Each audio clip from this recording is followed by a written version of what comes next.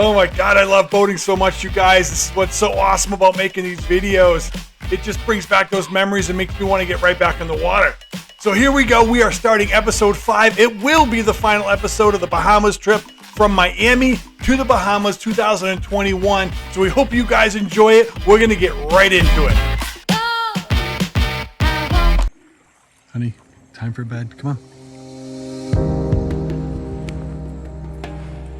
Time for bed. Let's go in the tent. Some of you new to the channel might be like, I don't get it. What's going on? Why is this beach dark? She's waking up. That's because this is episode 5 of a series that's about taking your speedboat from Miami, going to the Bahamas and back, and the adventure that ensues. So I definitely encourage you guys to go back to episode 1, and it will all make sense. It'll be one of the best series that you watch on YouTube in a long time. And this is what we just woke up to. Wow. All right, here's a little trick. So I always tell Sarah, always have a 5-gallon bucket for a lot of reasons. You can bail out your bilge if you need to. That's a huge thing. Huge. You can get rid of 5 gallons every couple seconds. But you can also use it for a seat at a campfire. I have sandy feet. So you dump it in the water. Look at that. There she is, the sun. She's popped up. And as far as camping goes, I would give that, for me, honestly, I give like a top 10. I've camped my whole life. We're waiting for Rob and Chrissy, good friends of ours, and that Mystic. They're going to be coming down from Nassua. They're joining us today. They're not going back with FPC. They're going to go back with us. So we're going to team up. We're going to head back. The cat duo.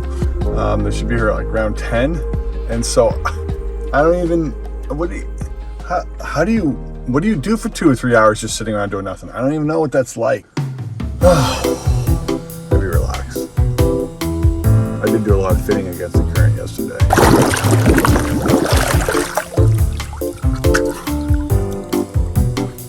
Oh, somewhere deep in the Exumas. Just waking up, looking for sharks on the beach. Whoa, what was that? There's sharks making a bubbly sound. Honey, it's like an infinity pool right now. It really is. This is awesome. And after one of the best, morning beach instant coffees in my life, we explored the island. We found a gecko, and we just basically hung out by the fire and waited for Rob. And I think at the end of this video, I'd like to do a what would I do differently segment. I like to watch other people's videos for this type of content because there was a few things that popped up that I was not prepared for. So stay tuned for that. So excited. So stay tuned to the end of the video, and I love this. I'm going to put this in here because it shows you just behind the scenes what it takes to make this work. So stay tuned to the end of the video, and we will give a full recap on what worked, what different. It's close. So stay tuned to the end of the video, and we'll do a little segment on what worked, what didn't, and what we would do differently. And she nails it in a lot less takes than I do. And before you know it, we look up on the horizon and we see dual rooster tails ribbon across the water. And it was the best feeling in the world to know that we were not alone anymore for this ride back.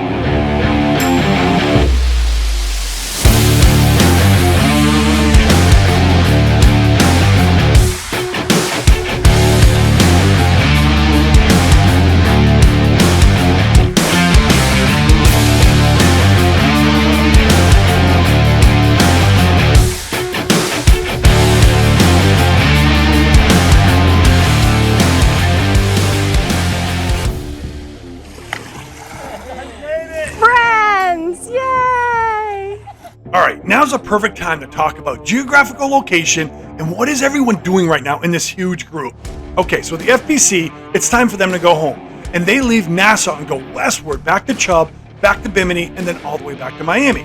Meanwhile, Rob and Chrissy leave Nassau and go south to meet me and Sarah to explore the Exumas more. Now, this was a really awesome experience, but there's also a downside to it. Once you lose the bigger group, you lose support if anything goes wrong. You guys will see coming up in the next couple of minutes that actually happens. Before that happened though, we had a ton of fun as a team. I will say though, we did end up losing Rob and Chrissy for about a half a day. Changing game plans. We it blew up again, and it was awful. So we turned around, and we tried to get a hold of Robbie and Chrissy, but they kept going. So waiting to hear back from them under the canopy at a marina. All right, over and out. Wondering where you went. Are you friendly?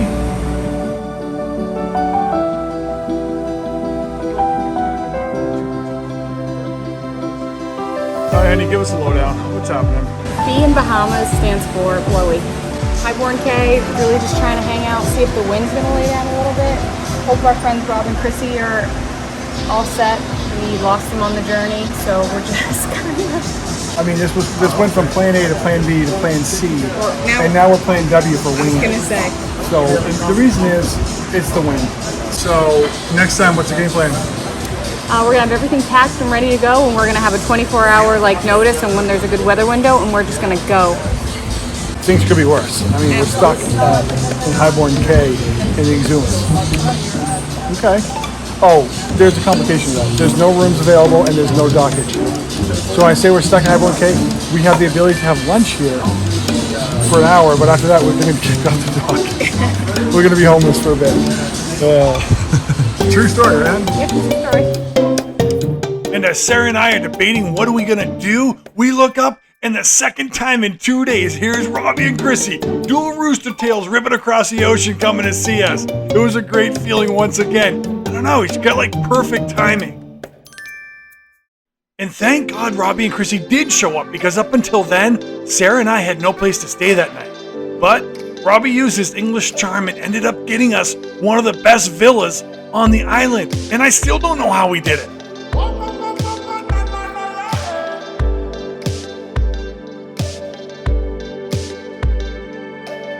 There is something about an outside shower on an ocean with the sun. It's just such a magical experience, and this is what it was like at Highborn. Oh my God, it was so nice to just clean up after a couple of days without a shower in a perfect environment. And yes, I'll save you guys the visuals of my shower in slow motion. After a quick break at the coolest villa I've ever been in, we go into town, and I decide to get in the water with a couple of hungry sharks.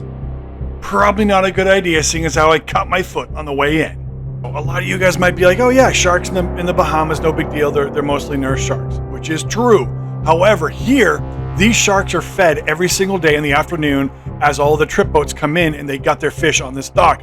It's a very popular feeding area for these sharks. And while 3/4 of them are actually nurse sharks, about 1/4 are bull sharks, and you can see the bull sharks swimming faster in the background. What complicated things is that yes, I actually did cut my foot as I got in the water. I totally forgot. I stubbed my toe, but I had no idea I was bleeding at the time. Why are these sharks so aggressive? Well, I waded in to where they're typically fed every afternoon. Number 2, I was bleeding. The bulls are quick when they move. They try and draw one in, it's coming towards you. I wish I'd known I was bleeding at the time. I wouldn't have been so confident in there. I did ask the bartender of the restaurant that overlooks this shark feeding area if he had ever seen anybody that got in the water with these sharks, and he laughed. He's like, absolutely not. I guess when he said that, the gauntlet was kind of thrown down. I had to do it. Not my smartest moment on earth. My wife was pissed at me. Oh, wait, one's coming in. One's coming in. One's coming in. One right to your right, one. They're in front of you. Get out of the water, num num. Even when some of these massive nurse sharks are hungry, they're very docile. They just don't have the biomechanics to do a ton of damage. However, look through the water column and you'll actually see the bull sharks. You might have missed it, but there was one right there. I'll slow it down. He swims right to the upper left part of the screen. You know, part of me wants to be like, Mike, you're over-dramatizing this. But in all reality, if I didn't know the differences between the sharks and I couldn't tell which ones they were, this actually would have been very dangerous. One's flanking you. I don't know what it is, but one's your 9 o'clock. Honey, what's behind you? What's to your left?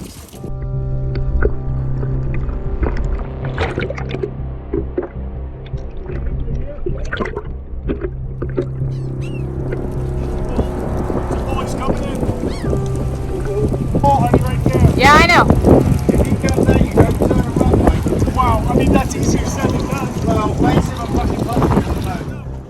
And just for the record, this is why women live longer than men. These guys are fast, they're looking for some food, and they're smelling blood, literally. That one with his fin out is a bull. Straight at you. Yeah. Let's not push your luck. And there's another one following behind him. So it only took a couple incidences where I didn't want to get these bull sharks behind me, and they were trying to get behind me, and honestly, they were acting a little bit too bold. And of course, at that time, I just didn't know that I was bleeding. And it made perfect sense when I got out of the water, and my wife looked down at my foot, and she goes, "You've been bleeding this whole time." It all made sense, and she's right. This is why women live longer than men. And after a really cool afternoon on the water with the sharks, we all decided it was time to go back to the villa and get ready for an amazing night on the town. Well, the problem is it wasn't really a town. It was more like, well, a dock and a restaurant. But that's what made it so unique and memorable. After a decent dinner at the dockside restaurant that I'm not going to bore you with, it was a hell ride in the back of Rob's golf cart. I do not want to know how we got this golf cart. I do know that we did not have it when we first got here. And before you knew it, we woke up to one of the most beautiful sunrises I've ever experienced. No, I want you till the sun comes in the morning light. Yeah, I'll keep you safe, I'll never let you go. I'll never let you Honestly, go. this was a really sad morning for me and Sarah. We had such an amazing time with our friends in the Bahamas, we didn't want it to end. But in my opinion, a healthy how to live life is about change. So we were going home. Well, honestly, yeah, we both have full-time jobs, so we didn't really have a choice in the matter. So we reluctantly head back for that 275-mile journey from the Exumas all the way to Miami. Things that you got to be conscious about is fuel down here. Right now we're headed to Chub Key with about 50% fuel. Not choice. This marina was out of fuel. It's the second time in the Bahamas we've seen marinas just out of fuel. I guess lesson learned is always keep more of a full tank than you think you need, because you need to be able to skip marinas, because there'll be marinas that don't have fuel. Pretty sure that look from Sarah was when I told you so. I will need to watch my fuel economy and make sure like I'm up around 2 miles a gallon. So the first part back was to Nassua and then to Chub Key, and it was a little bit rough. It was a trailing sea, so that was cool, but it meant we got a little wet. Pretty salty. And then we went from Nassau to Chub Key, but we got there by mid-morning, and thank God they had fuel, and we were ready to go on the second half of the trip back. I go from Chubb to Miami, straight shot. It's gonna be like 110 miles across the ocean. So you check in with immigration, and when you leave, you check out with immigration. After fueling up on Chub Key, we had to go to immigration to check out. Now, the immigration office is at the airport, which is, well, it seems like 10 miles away, especially in these golf carts they have with speed limiters on them. They are just ridiculously slow, so slow, and me being a goofball, I had to see if I could run faster than the golf cart. And sure enough, I quickly found out either the golf cart is really, really fast, or I'm just really, really old. After an incredible lunch at Chub Key Resort Marina, it was time to head out for the last leg. And yep, this is how it went down.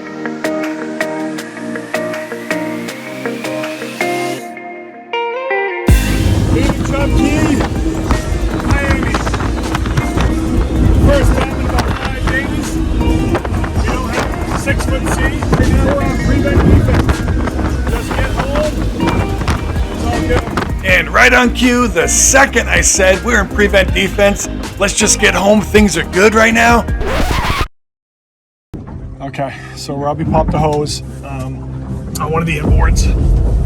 And So if you've been boating for any length of time, you know you break down, no big deal. Usually you find a way to fix it or get a tow in. Here's the problem with the situation. We are in the middle of nowhere. We're 70 miles in any direction from any land or anything or any cell service. And we're in the baking sun.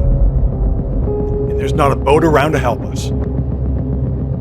Another factor here is when you pop a hose, if that hose is below the waterline of the boat, you're sinking. So here's what happened. The motor popped a hose. It wasn't below waterline, but it did douse the engine with a bunch of seawater, and the motor lost a bunch of sensors. all right, we've got the motors are lighting up. Hopefully they stop these trouble codes and we can get. So Rob's down one motor. Although he can still move, his fuel efficiency is horrible now. So he doesn't have enough fuel to make it back at this speed and at this fuel efficiency. He He needs both motors and he needs to get up on plane. It's a tough one. There's no right answer for this. It's a tough one because we might have something they don't as far as tools go. So this is part of boating. The difference between this and other boating is we have no cell service. Hundreds of miles out in the middle of nowhere. We're 50 miles from Bimini and any sort of cell service. This was one of the hardest decisions I've ever had to make on the water. Do we stay or do we go? And at the end of the day, we decided to go back to Bimini, me and Sarah alone, and try to get cell service. And the reason was the throttle position sensor was throwing an error code on that engine. And we felt if we could get cell service and talk to the mechanics, we could actually reset that throttle position sensor and get that motor running and get up on plane and get back to Bimini, both of us, with no issue. So that's what we decided to do. Sarah and I were going to go the 60 miles back to Bimini, try to get cell service, and then the 60 miles back and tell Rob how we were going to fix his motor. That was plan A. But as usual, Mother Nature does not make it easy on us, and here we are driving around a massive thunderhead just to get back to Bimini. I will say one of the cool things about these high-speed outboard cats is that you can actually get around thunderheads pretty easily if you know the direction they're going in. And that has saved our ass a lot. So eventually we do get back to Bimini, we get to talk to the mechanics and we find out how to actually reset that throttle position sensor, the TPI, and we head back to see Chrissy and Robbie. Now here's what was scary. We left them about an hour beforehand, kind of adrift, and we knew where they were on the map, but we weren't sure they were going to be there when we got back. And it was kind of a scary moment for us, me and my wife, driving back, hoping that we were going to see them on the horizon. Now I'm praying that we get home okay. We get Robbie and Chrissy home okay. Just thanking the Lord for some seas that are not 3 to 6 foot. While our prayers were answered, we located Chrissy and Robbie. Now it was time to give them some much needed water and see if we could fix that throttle position sensor. Well, it didn't take us long to realize that the fix didn't work, so now it was the plan B. The problem is we didn't really have a plan B. I think that we gotta assume that we could spend hours trying to get this running and ourselves. So you know you cannot get on plane. All we could think to do was just to get him up on plane where the boat was going to be more efficient and have enough fuel to get back to Bimini. The problem was he couldn't get on plane with one motor because these props are so pitched so steep. So it was going to be up to me and Sarah with our little 390 and a couple of outboard 450s to see if we could get this boat up on plane with one motor. And honestly, the probability of us pulling this off was pretty low. There's Robbie. I can't believe we didn't get that on camera. That was crazy. We are now 60 miles from Bimini, offshore, nothing around, no cell service. Robbie's down one motor, so it won't get on plane on one motor. So we made up this great idea that we're going to take the MTI and we're going to pull that old girl up on plane, and we did. Then Robbie's on plane. I can't believe that worked. I can't believe we didn't get on camera. There was just too much going on. We used every anchor line, every dock line. Sorry, it wouldn't have been safe Or at dock. all. It wouldn't have been safe. That was crazy. That was crazy. But it was cool. Robbie is on plane, stay on plane, just get home. After a full week in the Bahamas and some of the craziest adventure I've ever seen, I'll never regret more not getting this on camera. It makes me so mad. It was such an epic shot, and we just didn't have any cameras rolling because it was such kind of an emergency situation. We had to get him up on plane, and we tried twice. We were cavitating props, and I didn't think to throw a GoPro on because we were just so, I don't know, focused on the moment. Sorry so much, you guys. I'm so pissed at myself. You ever seen a dual motored boat go 70 miles an hour with just one motor running? Nope, neither have I.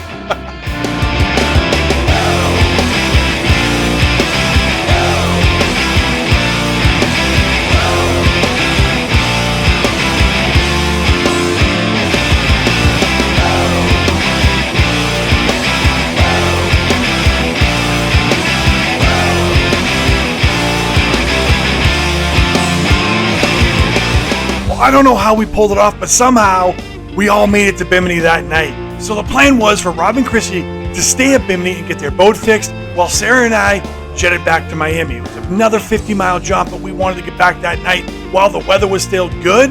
The problem was we showed up too late, and once again, we found ourselves not being able to fuel up. almost 6.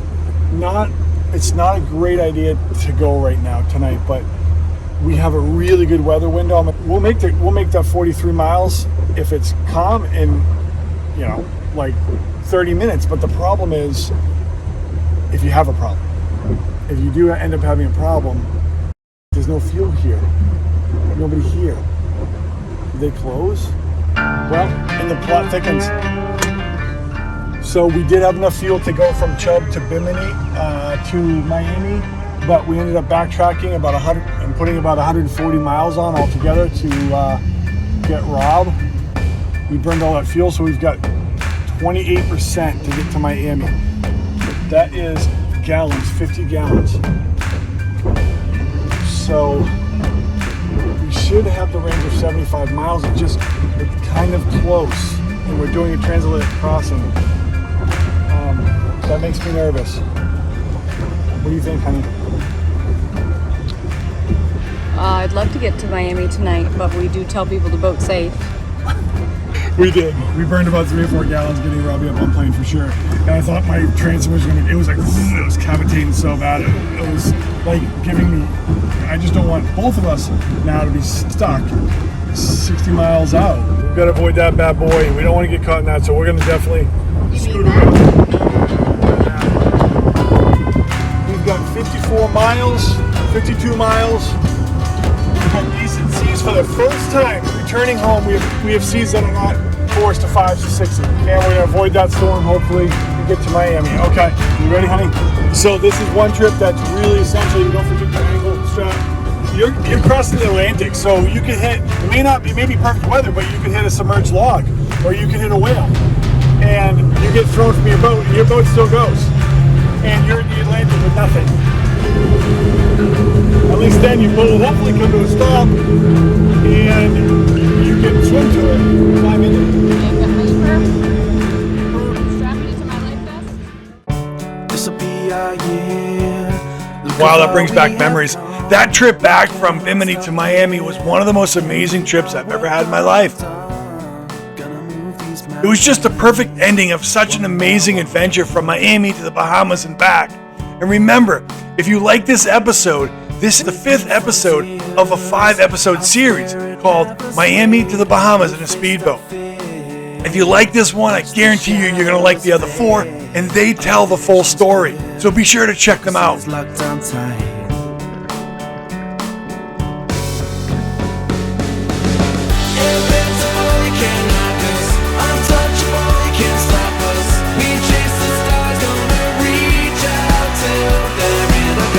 And in what seemed like no time at all, we see the Miami skyline dead ahead. We look above us and we see the Coast Guard flying their C-130. Man, that felt pretty awesome. But I think they were kind of checking us out for other reasons. Who knows? It felt so good to be home anyway. Comment below if you've ever been checked out or chased by the Coast Guard in your boat. It seems to happen to us quite a bit. We're here at Miami. It's now 6:44. 36 minutes from Bimini to Miami. I know it's no world record, but I'm pretty happy with it. Rip through Howe over here. Get the boat to the marina.